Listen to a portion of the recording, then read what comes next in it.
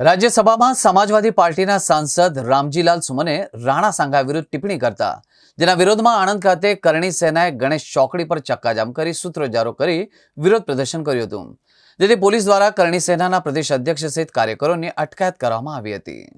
રાજ્યસભામાં સમાજવાદી પાર્ટીના સાંસદ રામજીલાલ સુમન દ્વારા રાણા સાંઘા વિશે અપમાનજનક ટિપ્પણી કરતા જેના વિરોધમાં કરણી સેનાના જિલ્લા પ્રમુખ જયપ્રકાશ ચાવડા, સંજયસિંહ રાજ સહિત પદાધિકારીઓ દ્વારા આણંદ શહેરના ગણેશ ચોકડી પાસે રોડની વચ્ચે બેસી રામજીલાલ સુમનની વિરોધમાં ભારે સૂત્રોચ્ચારો કરી ચક્કાજામ કર્યા હતા। તેમજ રામજીલાલ સુમનના પુતળાનું દહન કરવાનો પ્રયાસ કરતા પોલીસે તેને નિષ્ફળ બનાવ્યો હતો। પોલીસ દ્વારા કરણી સેનાના કાર્યકરોની ધરપકડ કરવામાં આવી હતી। કરણી સેનાના કાર્યકરોએ આણંદ શહેરમાં જાહેર શૌચાલયમાં સાંસદ રામજીલાલના ફોટા લગાવ્યા હતા, જેથી શૌચાલયમાં પ્રવેશ કરતા લોકોના પગ નીચે સાંસદનો ફોટો કચડાઈ જાય। समाजवादी पार्टीना सांसद रामलाल सुमन द्वारा हमारा पूर्वज महाराणा सांघा विषे जे निम्नीय कक्षानी जे टिप्पणी करवामां आवी छे ते बाबते आज आणंद जिल्लानी करणी सेना, क्षत्रिय एकता मंच और भारतीय सेना द्वारा विरोध प्रदर्शन करवामां आवी रह्यो छे।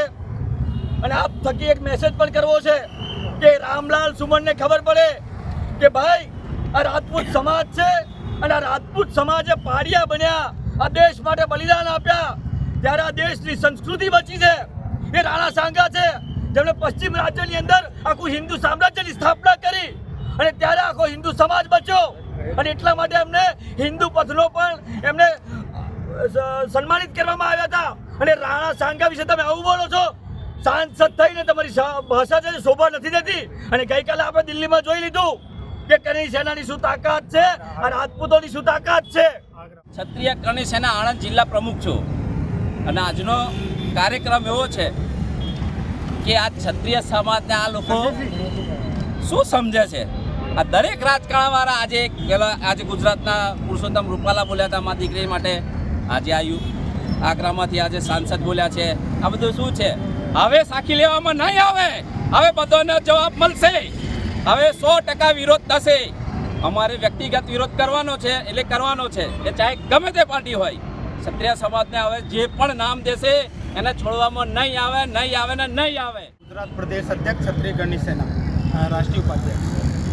आज जो विरोध प्रदर्शन ये आनंद जिले में, आनंद जिले की जो हमारी क्षत्रिय करणी सेना की जो इकाई है, टीम है, इन्होंने जो रखा है सिर्फ इसलिए रखा है कि बार बार हमेशा एक सॉफ्ट टारगेट की तरीके से राजपूत क्षत्रियों के जो पूर्वज हैं, थोड़े दिन पहले गुजरात में एक माननीय मंत्री जी ने हमारी छत्राणियों के विरुद्ध अभद्र टिप्पणी की। उसके बाद में राजस्थान में एक सांसद हैं, कानून मंत्री हैं, वो उन्होंने हमारे मीराबाई जो हमारी हम उनको भगवान की तरह पूजते हैं, मीराबाई के लिए अभद्र टिप्पणी करी, बार बार टारगेट करके। अब हमारे समाजवादी पार्टी के एक सांसद है रामलाल सुमन करके, उन्होंने हमारे जो वीर राणा सांघा, संग्राम सिंह जी, उनको पूरा नाम भी पता नहीं होगा संग्राम सिंह जी का, राणा सांघा बनने के लिए 80 घाव खाने पड़ते हैं, एक हाथ गंवाना पड़ता है, एक आँख में तीर खाना पड़ता है, तब जाके राणा सांघा की उपाधि मिली उनको ये पता नहीं है।